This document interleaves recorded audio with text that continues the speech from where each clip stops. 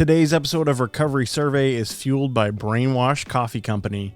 I'm sure you've heard that drug and alcohol use is on the rise, especially during the pandemic, and Brainwash Coffee Company is working to raise money and awareness to support people seeking help.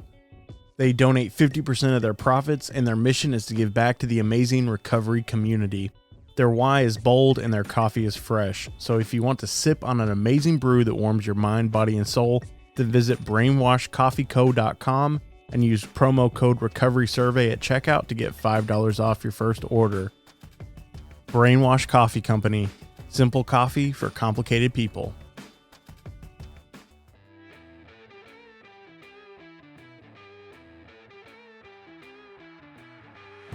You're listening to Recovery Survey, the podcast that shatters stigmas around different types of addictions and takes a deep dive into spiritual principles. But they literally did not know what to do. So I was out for 26 hours. I literally could have died. You know what I mean? Because they didn't know what to do. My guest today is named Nathan Smiddy, and he has dedicated his life to distributing Narcan and telling people about harm reduction. Welcome to the show, Nathan.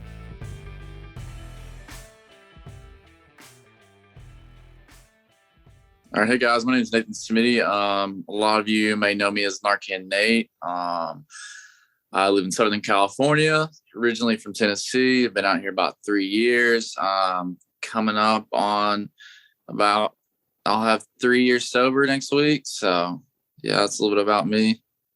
Right on, man. Congratulations on 3 years. That's a big accomplishment.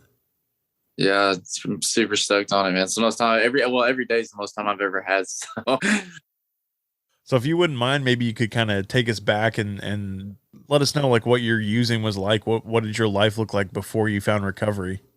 Yeah. So using, I started drinking when I was in high school, 15 or something like that. And it never really took off. You know what I mean? I was drinking stuff like that. I remember one time I got so drunk, I would go to parties, but I wouldn't drink. You know what I mean? I was like, oh no, I don't want no more of that. You know what I mean? And then senior year, I co-opted out and went to work. So I'd go to 2 classes and then leave early and go to a job. And they were paying me under the table. So I was getting cash every day. And all of my friends were smoking weed and stuff. And I was like, oh, dude, I want to smoke weed. And I seen this guy that I'd talked to before. I knew he had connections and stuff like that. And I was like, dude, I want to find some weed. And I found weed, that day. And so I started smoking weed. And I didn't even like it, man. You know what I mean? But I was I just kept doing it because it changed how I felt. You know what I mean? And so that progressed into me drinking and smoking every day of senior year in high school, and not really any consequences. You know what I mean? And I graduated. I got into college, and before college, I started selling drugs and stuff like that. You know what I mean? Or just selling weed, and I got into that, and then I knew that if I went to college that I was going to flunk out and have a bunch of student loans that I was going to have to pay back. And so I didn't go, man. And so I got a job at a gas station, was working there and selling drugs out of the gas station, man. And then I realized that I could just sell drugs and make just as much money. I wanted to allot all my time to selling drugs. And so that's kind of where it took off. And then I started selling coke and pills and meth and all this other stuff, man. And I didn't really do a lot though. Then I wasn't even I would smoke half a joint at night to go to bed. But I was just so money centered, you know what I mean? And then one night, this guy busted out a Roxy 30, man. And I did half of it. And I was immediately addicted. I was I want to feel this way for the rest of my fucking life. And yeah, dude, and then it was just downhill. I was just selling to get loaded, you know what I mean? Doing grimy shit. Then the money ran out, and then I'm skimping people's bags and shit. And there's one point I remember I'm digging through trash, a dump, somebody dumped trash on this road, and I'm digging through it to get cans and stuff like that for scrap metal. There's a dead deer carcass there. I remember that. So I'm having to move it around, man. And I used to so there was a really bad bed bug problem in the town I grew up in. So there would be like mattresses through over the side of the road, and I would like hoof it down the side of a mountain, like trying not to kill myself, and like drag the mattresses up on like a chain and then burn them for scrap metal. Like, and there's like, they weigh nothing, you know what I mean? And yeah, and then I overdosed the first time when I was 19.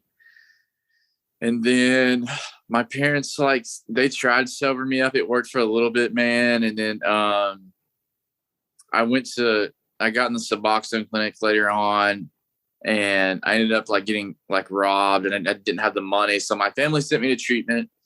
When I got there, I was in such like a high dose of like Suboxone and Klonopin. They were giving out Klonopin back then. I don't know if they are now or not, but the dude literally told me, he like pulled me outside away from my dad and was like, dude, you better have to go shoot heroin for a month and come back. And I was like, what the fuck, dude? That's what he told me, man. He told me that to my face, and he wasn't kidding, man. That shit was hard. Like coming off Suboxone was hard, man. And but yeah, like I stayed clean and sober for like 16 months, man. And I quit. I got a job at like Ryder, working like 6 days a week, and I wasn't like going to any meetings or working on myself. And I relapsed and was in and out for 2 years. And then I went to treatment again. Then I came out to California through that treatment center. I got loaded again, went into psychosis. You know, I couldn't tell like what was real, what wasn't. And I wanted to like throw myself in front of the Amtrak. And then like I got help. And yeah, I pretty much stayed sober since then, man. Well, I have stayed sober. You know, and I just did all the suggestions, man. Like I'm like one of those people, like, I'm like, oh, maybe I can microdose acid. Maybe I can microdose mushrooms, or like, you know, or do a little DMT, you know what I mean? That's like where my head always goes. And, but yeah, so like complete abstinence is like the only thing that's ever worked for me. Like I can't use anything fucking successfully. Like I really suck at using drugs. Like I really do. And so, yeah, I just did like the 90 and 90, and I worked the steps, and I've worked the traditions too. And I had commitments. My main commitment now is like the harm reduction thing. You know what I mean? Like giving out Narcan and all those other projects that I have. I got sponsees. I got one sponsee now that I'm taking through the steps. And I'm in school, you know what I mean? I got my own car. Like, dude, it was hard, man. It was like none of this shit was given to me, man. Like, I had to skate like 3.5 miles one way to get to work and then skate back. If I was lucky, I would get an Uber. If I was really tired, I would get an Uber. You know what I mean? And like, dude, this shit was not given to me. Like, I had to work my ass off for it, you know? And I was like 2,000 miles away from home. Like, mommy and daddy's not going to save my ass again. You know what I mean? They were just like fed up with me. They were like, dude, you just got to get your shit together. You know what I mean? They were just over it. Dude, just burnt all these bridges, man. Yeah, it was a wild ride. Like my life's completely different though. I'm in school now. It's like, I haven't been in school in 11 years. I'm in school. I do like harm reduction pretty much full time now. It's like my full time gig. I mean, if I work, I just like do DoorDash or something to make a little extra money, man. And yeah, it was bad out there, man. Like I thought I was gonna die. I've overdosed twice. I've seen other people overdose, you know what I mean? So like really lucky to be here. Wow, man, that's an incredible story. And if you wouldn't mind, I'd love to talk a little bit more about the harm reduction aspect of recovery, because I know that it's kind of, I guess it's kind of controversial in some circles, and honestly, I don't know a ton about it, you know, but I think my mindset as far as harm reduction goes is I would rather somebody participate in harm reduction than not get clean or sober at all, you know, because we can't recover if we're dead, you know, if that makes any sense. So I'd love to hear what it is that you do and hear more about harm reduction. Yeah. So yeah, first off, I completely agree with what you said. You can't recover if you're dead. You know what I mean? And, you know, contrary to like, I think harm reduction in 12 steps, like I keep those completely separate. Like I don't push like getting clean or sober on anybody, man. You know what I mean? Cause that, for one, that never worked with me ever. You know what I mean? That just like pushed me away. But I like, do it through a nonprofit called A New Path. And either people like schedule trainings with me to like come in and do trainings, or like I do like street outreach where I go out to the streets and like I give out like Narcan and like fentanyl test strips and stuff like that out to people that are still active, you know what I mean? And like my hopes is like that they'll stay alive long enough to like, you know, when they're ready, like they can either reach out to me or like someone else and ask for help, you know what I mean? Because you can't recover if you're dead, you know. So if I didn't get saved, like I wouldn't be able to do this, you know what I mean? And it's you know, I just see people say I'm enabling, like I don't think I'm enabling. I'm enabling people to live and have a chance, you know what I mean? And because people are like dying like crazy, and so essentially it's just like me meeting where they're at. Like you hear it all the time, like meeting people where they're at. Like, okay, you know what I mean? And like my thought, like my other thought process on it is like, okay, like people like they pray for people like, oh, like we pray for the sick and suffering. Like, what are you doing for the sick and the suffering though? You know what I mean? Like, what are you actually doing for them? You know what I mean? And so, and then I collaborate with some other organizations that do like amazing things, man. You know what I mean? It's like, dude, a lot of these people, like they've never been loved, man, you know? And so I just go out there and just meet them right where they're at. That's incredible, man. And I love the point that you made there about, you know, when somebody told you to get clean and sober, like it didn't work. And I can attest to that too, man. Like it took me being ready to quit before I could quit. I mean, I can't tell you how many times my parents and friends and roommates and, you know, whoever told me you need to get help, you need to stop using, like you need to, you know, you need to do this, you need to do that. And that never works for an addict. We don't like being told what to do. We don't like authority.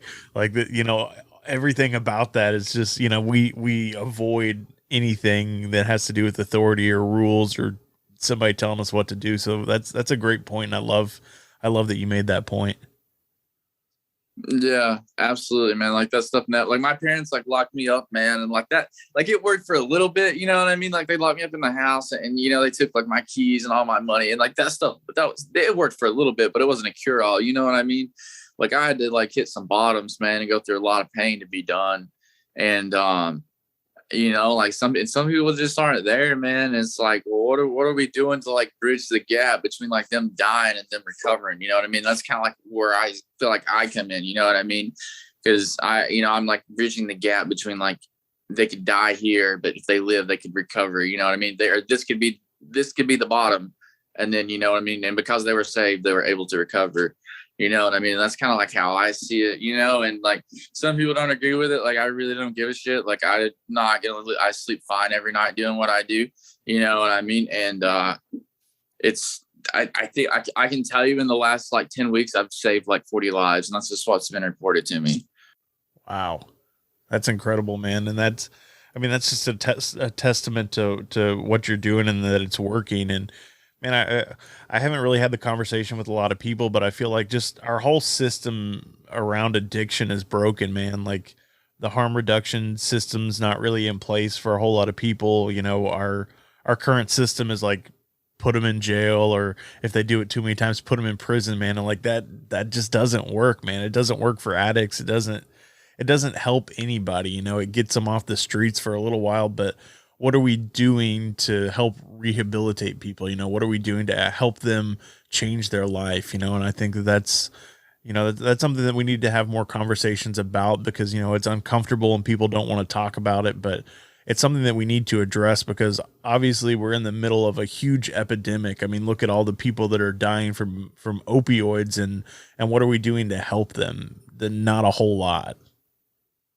Yeah, like I would agree. Yeah, it's definitely some like industrialized criminalization there, you know what I mean? And like, or just a lot of it, like to me, it doesn't make it absolutely makes no sense. And maybe it's just like where I come from, you know, like, and but it's like I know here they're like riding like people that are houseless, like on the streets, you know, they're like writing them loitering tickets, you know what I mean? So I'm thinking here, like, okay, you're going to give this person a ticket and they're like begging for money to either get food or drugs or whatever. Like, do you really think they're going to pay this ticket? Like, how is this a solution? Like, this does nothing but pushes them down further.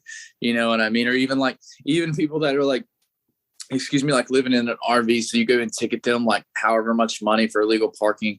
It's like, dude, they probably don't have the money to pay that ticket. You know what I mean? It's like, so it's just all like a lot of these like stupid like laws and stuff like that. It just like further hurts people. Or you get like, I mean, it's, you know, in California, like, I mean, simple possessions like a slap on the wrist, you know what I mean? It's like literally nothing. But like before, so like how many people like went to jail over like non-violent like charges, or went to prison, you know what I mean? And like that's on their record. They got to get it expunged. It's super hard to find a job, you know what I mean? And so they get out, they're like hopeless, you know what I mean? And it just like it like almost like paves a pathway for them to get loaded again and just repeat the process, you know what I mean? And then they end up on the streets, you know, and a lot of people on the streets, man, like they're not even, they don't struggle with like substance use disorder. They're like, it's so crazy out there. Like they're literally like doing drugs to survive. Like, you know, like it's hard to sleep. Like people will steal your stuff, you know what I mean? All this other factors that you can bring in. So they do drugs so they can stay up and they don't have to sleep. You know what I mean? That's a lot of it.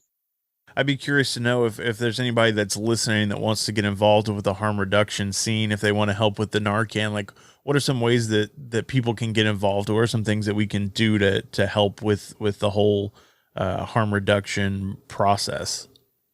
I mean, if you have a local like nonprofit in your area that's doing like harm reduction, you could always ask them to volunteer. If you wanted to, you could take like the initiative and like I did and be like, hey, like I want to like volunteer with you. I want to be a trainer. Like I want to distribute Narcan. Like I want to like raise awareness. You know what I mean? You could do that. You could donate money to them. You could share, like if they post stuff on social media, you could share it. You know what I mean? Things like that. If they have like a lot of these places are just grassroots, man. Cause like once you get involved with like grant money, like they pretty much own you. You know what I mean? You have to meet like certain data and do this and this and this and this. So a lot of these places are like surviving on donations, like strictly donations. Like they get like, I get the Narcan grant through like, or we get the Narcan grant through the Department of Healthcare Services grant, but it's just strictly for Narcan. Like it doesn't pay salaries or anything like that. Like I don't make any money. So I'm like working and like people like send me money on my Venmo and stuff like that. And like, that's like in school is like helping me survive right now. You know what I mean? So, yeah, this is like all like, you know, like if people want to put money in my pocket, they do it. Or if they want to give it to like the nonprofit, like donate straight to them. Like that's pretty much how it works, man. So it's like donations are like, that helps. That's what like keeps us going. You know what I mean? Like it's like there may be grants out there that like, that cover like salaries, like paying people, but like I've yet to see one. I'm like fairly new to like looking at grants and stuff like that, but yeah, like I've done this for like 3 years. I think I got my gas paid for one time, and I got cut a check for $100 in 3 years. Wow, that's insane, man. And good on you for continuing to do the work, even though you're not getting paid, man. Like I know that's gotta be tough to continue to do it and not have like that backing. And it sounds like the grants and all that stuff is pretty difficult to navigate. Like I'm not familiar with any of that kind of stuff. So that's a little bit above my pay grade, but that seems like it's a difficult thing, man. But it sounds like it's something that you're very passionate about. And I'd be curious, is part of the reason that you're so passionate about the harm reduction, is that because, you know, something similar was done for you in your recovery journey? Is that what helped you get clean and sober in the beginning? I mean, well, I got saved with Narcan once. And then really like what led to it was just like lack of people, just lack of knowledge, just my experience with using drugs. There's people like the lack of knowledge and like education on it, and you know, and I just wanted people to like not have to have my experience or like my family's experience with it, because like, so I mean, I don't even like the first time I overdosed, for example, like you can call it an overdose, maybe it wasn't, like I don't know, I just whatever it was. So I was like, I fell out. And I ended up passing out for like 26 hours. I don't know what happened. I just know I woke up 26 hours later and I thought it was the same day. And like, you know what I mean? Like my family literally did nothing for me. They just like left me there. There's like, I like, and I don't think they had malintentions, you know what I mean? But they like literally like did not know what to do. So I was out for 26 hours. I literally could have died, you know what I mean? Because they didn't know what to do. And then, the first time I experienced an overdose, you know what I mean? Like I was in a sober living. Like if we had Narcan, I didn't know that we had it. You know what I mean? And I didn't know like the Good Samaritan law. I didn't know any of that shit. You know what I mean? But I'm getting loaded and I find dude on the ground that's purple, been to prison, gang banging and shit. And I'm like, dude, I am not calling the cops because I am not dealing with this shit. And because I don't want to go to jail. I don't want him to live and go to jail. Like I don't want to be called a narc either. So I was like, fuck, like what do I do? So I almost let this dude die. And like when I found him, he was like pretty much purple. He was like bluish purple. And so I literally like paced around for a few minutes, like literally pondering this dude's life. His life was literally in my hands, man. And but I called and like he lived and shit. Like I went through his pockets and pulled the point out of his pocket and like tossed it and like hit it, you know what I mean? But so just like that experience, like I don't want anybody ever to like have to go through my experience if they don't have to, because it sucked. Do you know of any resources where people can educate themselves on like what to do in an overdose or what symptoms to look for? Or is there anything out there that the listeners could maybe look up or pass on to friends and family, anything like that, like websites or apps or anything available? Let's see. We should have a link on our website at newpath.org for like an online training video and stuff like that. And it should link you like what to look for and stuff like that. And I'm pretty sure the National Harm Reduction Alliance has a video too and things like that. And there's some applications out there, but I can't think of it. I think iKeeper has stuff on there. They definitely have stuff on there as far in regards to an overdose as well. And if you just, I'm pretty sure you can get trained. Like there's a few websites that'll train you like for like $10, you know what I mean, online.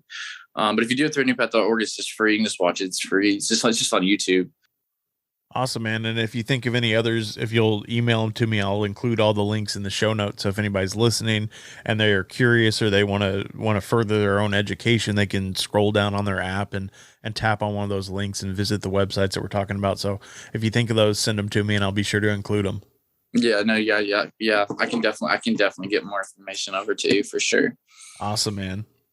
Well, if people are looking for you on social media, I know at the beginning you said you're Narcan Nate.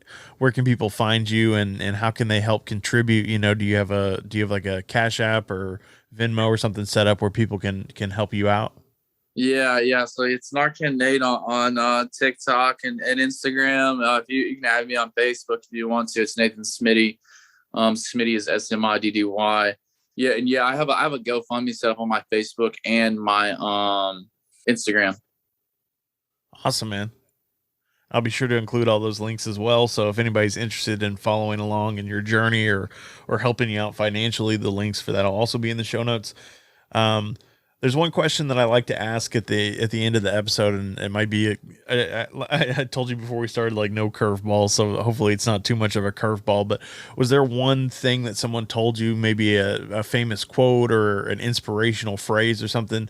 What's something that someone told you that really really stuck with you and like changed your life or changed your perspective on something? Somebody told me that I was the only person that was going to give me the life that I wanted. Oh, I like that. Yeah, that's good stuff, man. Yeah, that really put it in perspective for me. Just the idea, man, like we're responsible for our own lives. Like we have to put in the work. I think that was one of the things that I struggled with in the beginning of recovery, is like I didn't want to put in the work. I thought I could just like show up to some meetings and like there's that whole cliche of like you can't get recovery by osmosis. Like you have to actually do the work. And that's kind of what's bouncing through my head when you shared that, and I've struggled with that like throughout my whole recovery, man. Cause I'll get to like a point where I'm comfortable and my life is good and whatever. And I just kind of like, I feel like I just kind of coast and I have to like remind myself that I have to continue to put in the work. I have to continue to show up. I have to continue to do step work. I have to continue to go to meetings. Like, it's a lifelong journey and it's not something that we ever finish. And I love that quote, man. And it just reminds me that I have to continue to do the work and continue to, if I want my life to progress, I have to continue to make those positive steps. Yeah, absolutely. Yeah, yeah. This guy told me to add on to that. What did he said? He said there's more than one path up the mountain. And he was like, but when I get to the top, I'm gonna look for a ladder. Yeah, you know what I mean. So yeah, he told me that. So Right on, man. Well, thank you so much for coming on today, and it was an absolute pleasure. Thank you for talking about harm reduction, because I know that there's not a lot of people talking about it, and it's kind of a taboo topic in a lot of recovery circles. So thank you for sharing with us, and for doing the work that you're doing, man. I know you probably don't get a lot of people thanking you for bringing the Narcan and helping them out, man. And it's a thankless job, and it sounds like it's something that you're passionate about. But I really do admire you for putting in the work and doing what you can to help people that are still struggling in active addiction. oh, thank you. I really appreciate it. Thank you so much. Thanks for having me too.